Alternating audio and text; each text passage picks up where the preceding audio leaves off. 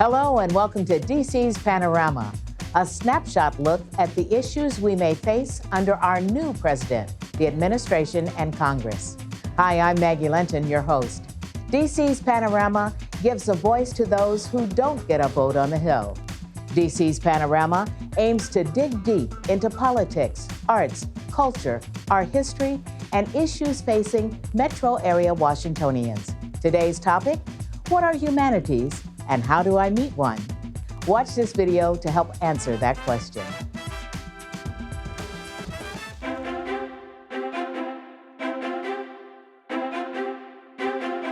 When I think about the humanities, what I think about are our history, our values, our ideas, and our culture. The humanities are about community. They're humanistic. They're about you. They're about your relationships. There are things that touch us in our soul and our spirit that makes us feel like we're connected to something bigger than who we are. It's also going back to remember those that have come before us who have framed these communities. I don't really know how you can live without the humanities and the arts.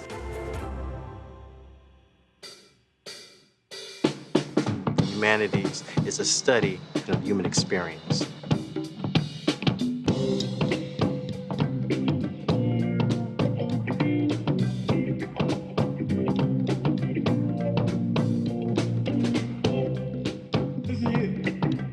Discovering the tapestry of our nation's capital through its stories, its neighborhoods, and its citizens is the mission of Humanities DC.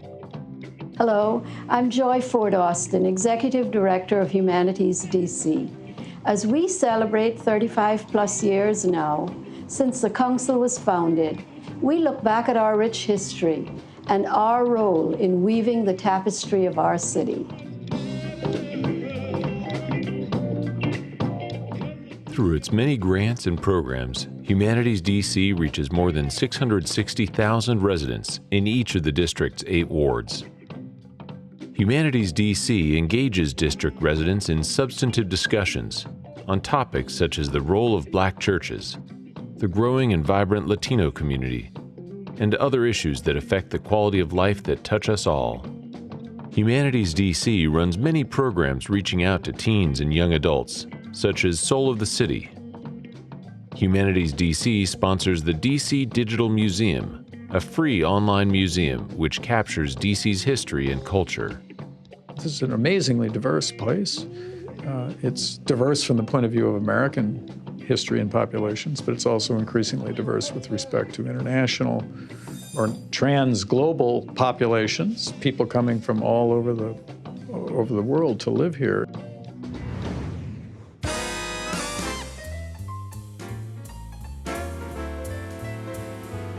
A grant from Humanities DC enabled filmmaker Shalay Hainsworth to continue her Black Broadway on You project.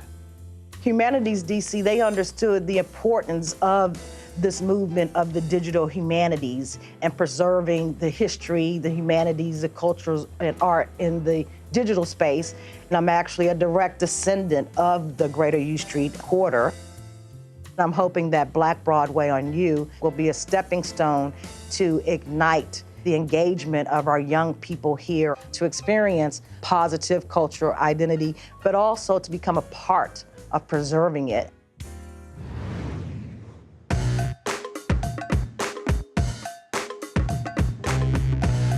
Humanities DC's Soul of the City reached 315 young people through 9 programs over the last 3 years.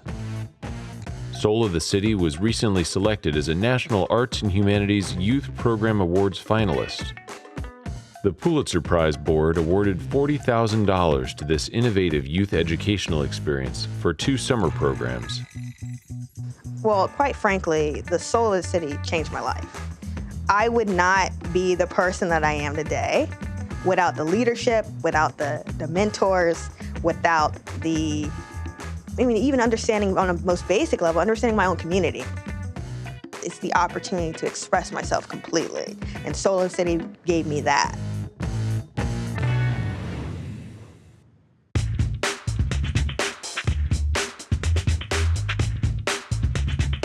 Humanities DC's Community Heritage Project supports residents at a grassroots level working to preserve their own communities and find out the history of their own homes. This program helps newcomers better understand their neighborhood. It's easy to trace the basic history of your house. All you need is a street address, a few hours of research time, and your curiosity. Gentrification, it's everywhere. I can't stress that too much. And for that reason, people are impacted by social change. But how do they accept it? How do they understand what's happening to them, to their communities? And the humanities are a way of doing that. You know, you can't talk about Washington, D.C. and not think about Walt Whitman walking down the streets of Washington. For me to be on the Humanities Council was key because I was very much concerned, not just being a poet, but also being a literary activist, that I wanted to make sure that people knew about the history of literature in Washington, D.C. Humanities DC is a strategic partner to the DC Commission on the Arts and Humanities. Humanities DC oversees some of the grants and serves as a link between the DC government and hundreds of nonprofit organizations and volunteers promoting humanities-based activities in every ward of the district. They exist to actually manage programs in humanities that we don't have the capacity to manage. They have a very vibrant organization, and they have wonderful programs throughout the city. So I see them as a partner, you know, comrade in arms.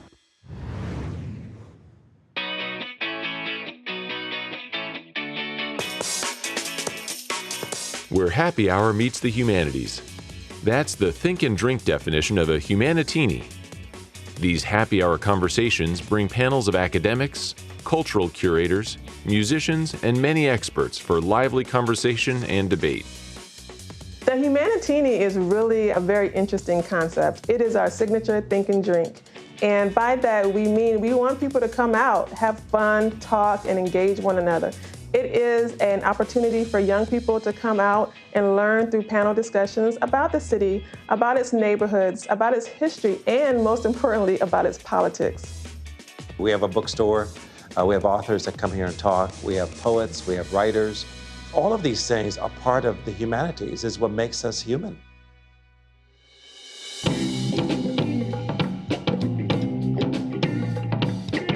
The common denominator in all of these programs is Humanities DC. Ever vital, always indispensable. What we create and support offer perspectives that have never been more needed in DC and in our world. We invite you to support our mission. Give the gift of humanities to your fellow Washingtonians for years to come. I think the future for arts and humanities is robust. Our responsibility is to invest well, to listen to the community, to hear their needs, and support them. I think we should even have more money to do that. As an investment, dollar for dollar, spending money on the humanities has far more impact than anything else you're going to spend money on. Promoting the humanities has always been difficult. But the important thing is that it's never been more important. It's under pressure. There has to be support for it, or it could be mortally injured. We must not, we cannot, we will not give up supporting the humanities.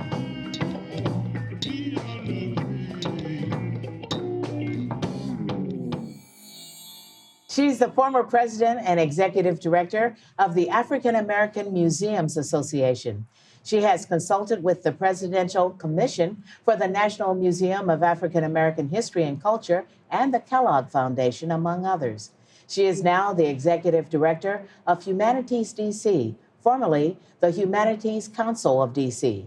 Please welcome Joy Ford Austin. As vice president of operations for culturalcapital.com, she oversees membership and the organization's signature program, an arts and culture website for Metro DC, Ticket Place, and the Job Bank. When the organization was run under the name Cultural Alliance of Greater Washington, she worked with Metro DC's emerging and small arts organizations, directing the program's business volunteers for the arts and the National Arts Marketing Project. Welcome, Eileen Rappoport. She's a University of Maryland graduate who created, along with Juan Vargas, DMV Live Radio, a weekly entertainment program. She's a freelance journalist and producer and was a student participant in the Soul of the City Youth Leadership Program created by Humanities DC. Please welcome MaBinti Yillah. Welcome. Welcome all three of you very much, you ladies of arts and humanities. Yes. Very much a statement about where we are in DC. I'm going to begin with you, Joy. What do arts and humanities mean to you, as well as what you've been involved in within the DC community? The arts and humanities are my life. They have been my life for many, many years. And when I think of their power and the opportunities that they've provided, I think that how I think of the arts is this opportunity to create and to express yourself. And so you see it in the visual arts, you see it in dance, you see it in music. And then for the humanities help us to understand who we are. They help us to know what it means to be human. And so the two words that I use for the humanities that help me to understand what they are the word understand and the word connect. Because if we understand ourselves and we understand each other, we're on our way to connecting, to peace, to goodwill, to all. And we need that in the world. In terms of Washington, DC, my opportunity to work with the Humanities Council for the last 15 or 16 years, I've seen a lot of changes in the city during that time. Mm-hmm. And what we've done at the Humanities Council is try to respond to those changes. One of the biggest changes is gentrification, is new people coming in. But one of the most important changes is this sense that people want you to know that they're here. They want their stories told, whether that's their personal stories, the story of their community, their neighborhood, the building they've lived in, the school they've gone to. So we try hard to help people to document their stories. So our humanities work has moved a lot into the area of storytelling. Okay. Eileen, how about you? Same question. Arts and humanities, what they mean to you and what you see them meaning to DC. Well, for me, on a personal mark, I am a patron. I find the arts as something that stimulates me, it refreshes me, it gives me new ideas, and it also connects me to a part of myself that I might not know. It's always new, it's always exciting, there's always something different to be held. The humanities, which I always tell people, this is me in terms of humanities. I had a choice, like so many of us do when we go to college, and I got a liberal arts degree in English literature under much duress from parents. But I feel that— What are you going to do with this? Yes, exactly, and look what I've done. Yeah. And I believe that it was from the study of the humanities, it taught me how to analyze. It taught me how to speak. It taught me how to write. It taught me how to be. So where I'm not an artist that creates, I am a person who knows the integral parts of the arts and what needs to be promoted and how it has to be looked at to bring people to it. And that's really what my role has always been. When I came out of the public sector from the for-profit to nonprofit, it was to take what I knew, marketing, and say, what can we do for small and emerging arts organizations, or even large organizations, to reach out to the community and bring them and engage them and connect them to the arts, whether it's theater, whether it's dance, whether it's going to a museum or an art gallery. It's making the connection, and you really do need somebody to reach out. And I think that DC, Washington, DC, the District of Columbia, even Greater Washington, we are a font. We are just a font of the arts. And by making it accessible and telling people what there is, brings them in. And I think that that's where the connection really is. All right. MaBinti, same question. Arts and humanities, personally, and then citywide, actually metro-wide, because this is not just one city. Right. It is truly culturally diverse. Well, arts and humanities, I mean, from a humanities perspective, I mean, it's in my blood. My dad has a PhD in linguistics. My mom is an English lit major. So my house is full of books. Yeah. And it was always part of who I, was as a child. So, and I actually ended up being an English major at University of Maryland.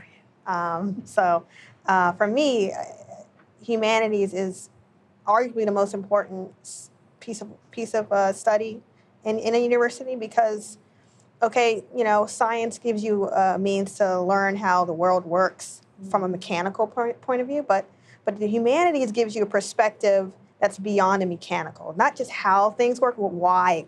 It begs the question why, and I think understanding why things happen is just as important as how.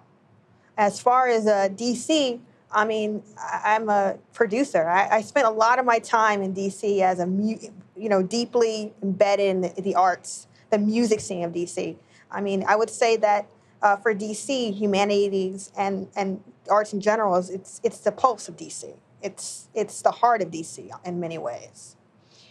Do you find it difficult at all, and any of you can answer this, to find the diversity to be a part of rather than separating from? Do you understand what I'm saying? In other words, people want people to know about their culture or what they're doing, but they don't always make it totally inclusive. They don't know how to get the word out. And I look at your organizations as a way to get it out so that the rest of the community can find out about it. Do you find that difficult sometimes? You stumble across something, you say, why don't we know about this? Can I jump in Sure, if you don't mind? Definitely. This is what I do for a living. Mm-hmm. Shameless plug. Culturecapital.com. Yeah. Okay. This is a website that nearly 250 arts organizations throughout Washington, DC put their programs into. And you can go to it and say, it's Tuesday, and I want a book event that's happening in DC. And it'll pop up. And they can read about it, and if it's free, they can attend. If they want to go and it costs something, they can buy a ticket for it. And this site now attracts nearly 80,000 visitors a month and 250,000 page views. But what that says is, and by the way, 80% of the people who are coming are from Metro DC, mm-hmm. It says that there's a thirst. There's an absolute thirst from residents to actually engage in the arts. And it's part of our duty to perform, but also market it so that people can take advantage of it. Because once they come, they're going to come to something else and to something else. And we all, I think, agree that the arts is a building block. And this is just one piece of that building block. Yeah. The importance of getting the minority community involved from the very early ages. I mean, it has great importance. I mean, a lot of the cultural, foundation is based on, the struggles and the successes of, the African American, the Asian community, the Latino community. So it's very important to engage with that community as they are kind of, the building blocks of our nation too, in many ways. So. Yeah. Go ahead, John. No, I was going to agree with what they've both said, but at Humanities DC, we're very intentional about trying to get people from different walks of life to come together. And we do it around public programs. So we have a program called Humanities, first Thursday of the month. I'm going to have to start coming to that. It is fun. It's fun, yeah. But it's based on scholarship. There are historians there and anthropologists and people who have thought deeply about these things. But the idea is that people across the city come. And so for a few minutes, you listen to people who are expert, but then you have an opportunity. And the thing about it that unites us all in the city and in the region is that we love being here. Mm. Newcomers love being here. People who've lived here a long time have a sense of their presence in the city. And it can bring people together. I've seen it happen, and it can make for wonderful conversations. And so that's one example. The house histories. Newcomers again, and that's where I think you see some of a divide that we must bridge, because again, we love the city. They're curious about the neighborhoods. Those neighborhoods have been protected and preserved by people who have lived there a long time. Come hear about how they have done it, what their interpretation is of the history. And so again, you're forming community out of newcomers' curiosity and old-timers' ability to preserve that history. So there are opportunities, and at Humanities DC, we try to make sure that people are coming together around their love of Washington.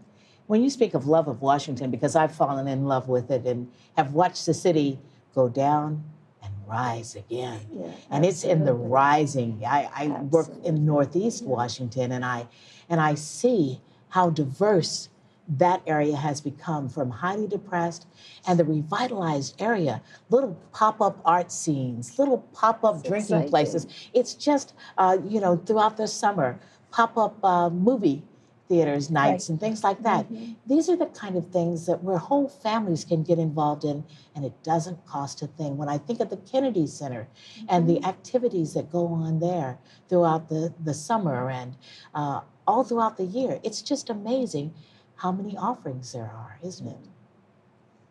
Well, that's a wonderful thing about being a part of this city.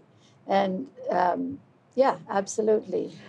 I can say that right now, there are, in that website, nearly 25,000 events that are going to be happening. Yep. So whether you want a lecture on butterflies or you want to go hear Yo-Yo Ma, you can find it, and everything in between.